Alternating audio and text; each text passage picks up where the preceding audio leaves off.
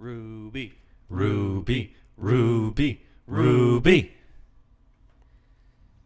Okay, so had a bit of an error with the recording software. Don't know what happened.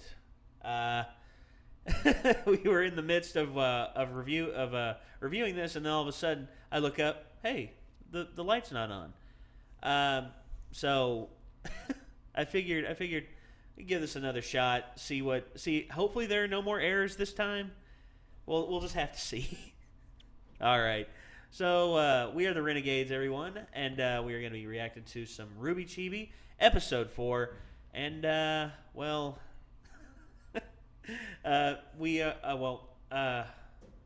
where was I going with this? Oh, nowhere. That's right. I'm on the road to nowhere. All right. So my name is Nate, and this is Micah, and enough dilly-dallying. Let's get into some RWBY Chibi. Okay.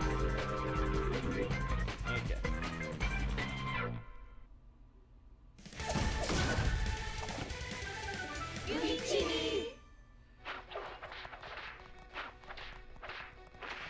Yes, and that's how you do it. All right, we're all tied up. Time to find out who the real winner is. You know, when this is all over, maybe I could teach you a couple combos. I had an older cousin, Let Josh, you learn who from was the like real that. master. Mortal Kombat. That's why. What did I say? Blake is not a chew toy. So I'm probably gonna end up calling him Ein a lot just because. He's pretty much a tribute to Yeah. Ein. Uh-oh.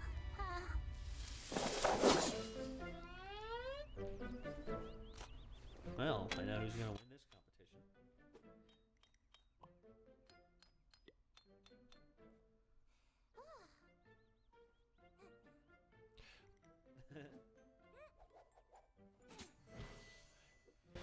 I have to say that Weiss's glyphs are pretty multifaceted. Like that's a pretty legit ability. Yeah.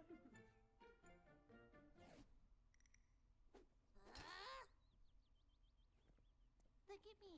I use dust. I have a cool semblance. Life is so easy. Use Crescent Rose. I mean, chop that thing up. What's this? Another cat toy? I felt bad about the other day, so I got you a little something. You didn't have to do that.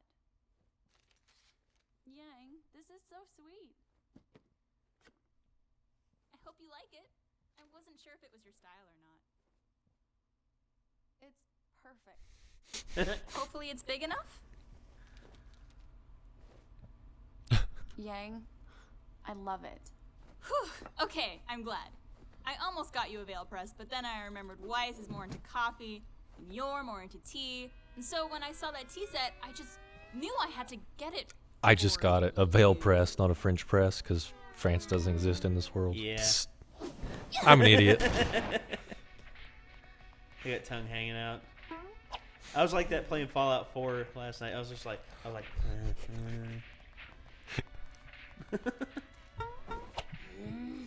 Yeah. Poke, prod.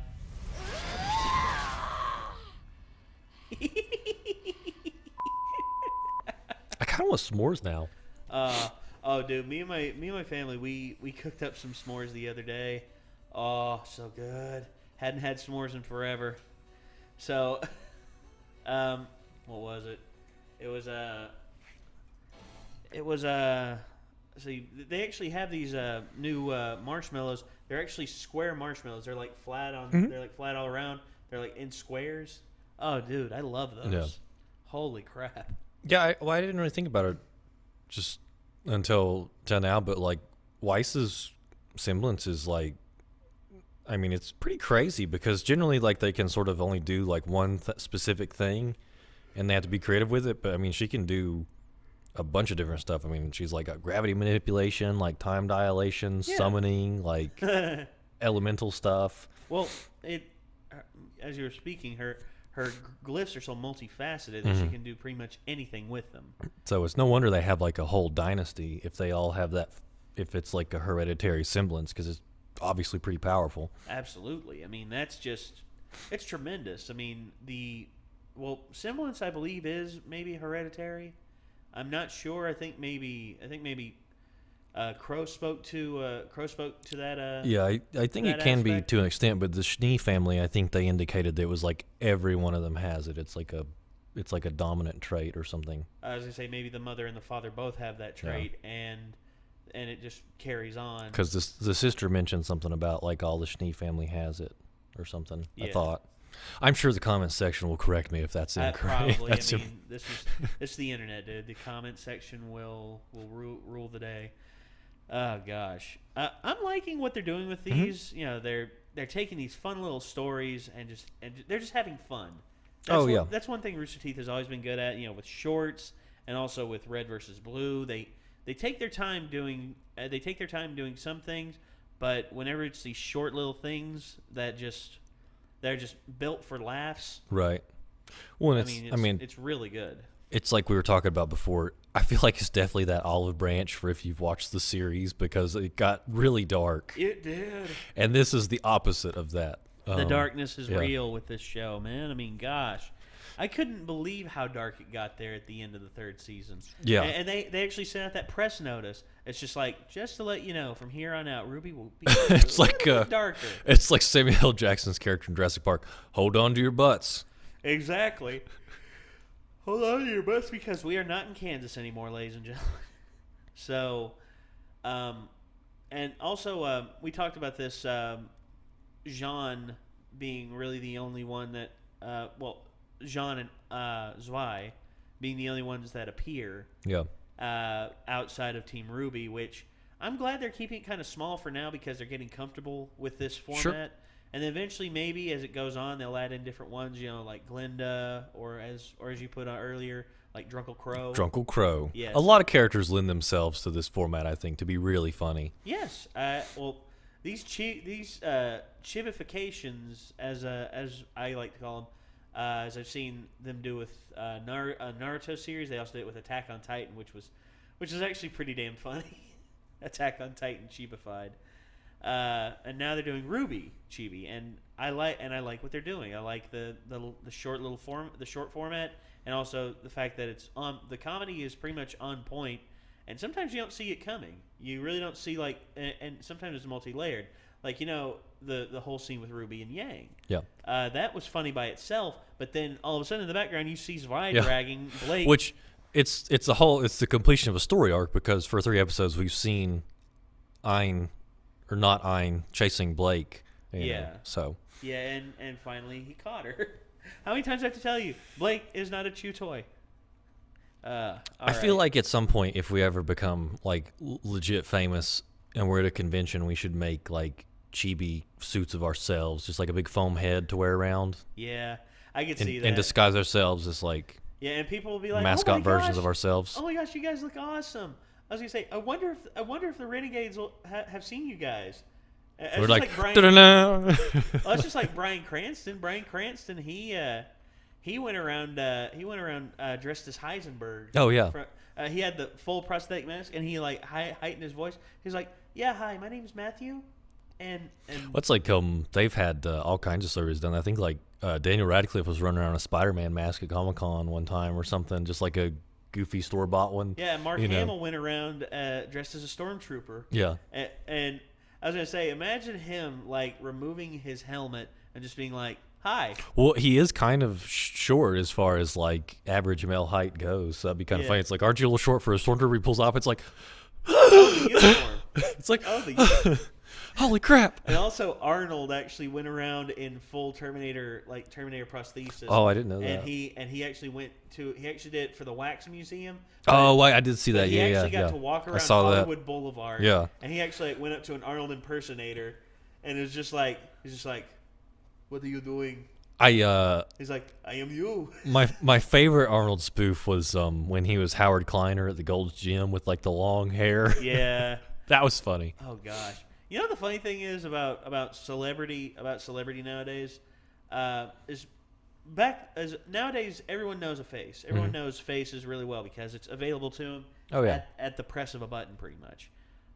Way back when people saw you in movies and everything, and they really weren't able to memorize your face. It's just like Charlie Chaplin. Yeah. Charlie Chaplin participated in a Charlie Chaplin look-alike contest and got third. That's funny. To me, that's hilarious. Yeah. He found the comedy in it too. He even like displayed the trophy on his wall at his house. Yeah. He's like, "Oh, this is for my Charlie Chaplin lookalike contest. I came in third." That is awesome. I know, and I was just like, imagine that happening in the future. Like, there's like a Micah lookalike contest, That'd and be you pretty funny. enter, and I was going to say, imagine if you actually shaved off your beard. Well- Would people know it was you? I think that would be pretty entertaining because it's like if there were like people that had like studied me enough and just like alter something, be like, well, this isn't quite right, or like Micah's hair is way shinier than this, or whatever. It's like obviously you didn't use as much hair product as Micah actually does. Yeah, And it's like, darn, you got me. yeah. It's like, did you give your hair a perm just to make it that curly? Maybe. Shut up. Maybe I do it. Maybe the actual Micah gets a perm. We don't know. I don't know. Well, I think people will be able to recognize. Well, what I'm gonna try and do is like get skinny down a bit, like get in better shape, and not show it. Like I'll wear like a fat suit, and then I'll just like surprise people. Like, surprise! I'll do it to you. I'll do it to y'all just to see what y'all's reaction would be. Because I think it'd be hilarious. It's like you think I've stayed the same weight, but in turn I've like lost 50, 60 pounds. I take off the part of the fat suit around my gut, and I'm just like, yeah, check out my six-pack now. It's just like, no, I'll never have a six-pack. Closest I've ever had is like a four-pack. But Stranger things have happened. well, I just like Gwyneth Paltrow for Shallow Hal. She wore a fat suit during that movie, and she actually went around in bars and everything, just like trying to see if people would recognize her. No one. Yeah. No one even could make a connection. And Gordon Ramsay also did. He dressed up as an old Scottishman. He's like, I came here to learn how to cook. Can you tell me how to do this ravioli here?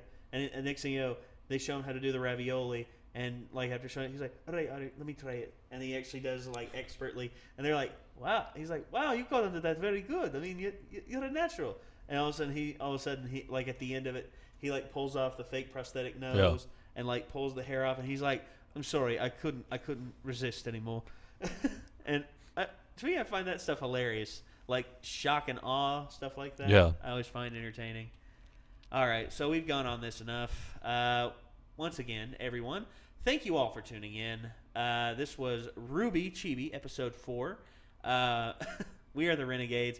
Also, if you wish to see more of us, check the description down below. There's all of our various other endeavors. Don't forget to check out the original RWBY Chibi, episode 4, in the description down below. Leave a comment if there's anything else you want us to watch. Also, don't forget to like and subscribe. My name is Nate. And, Micah? And we will see you later, everyone. Peace out.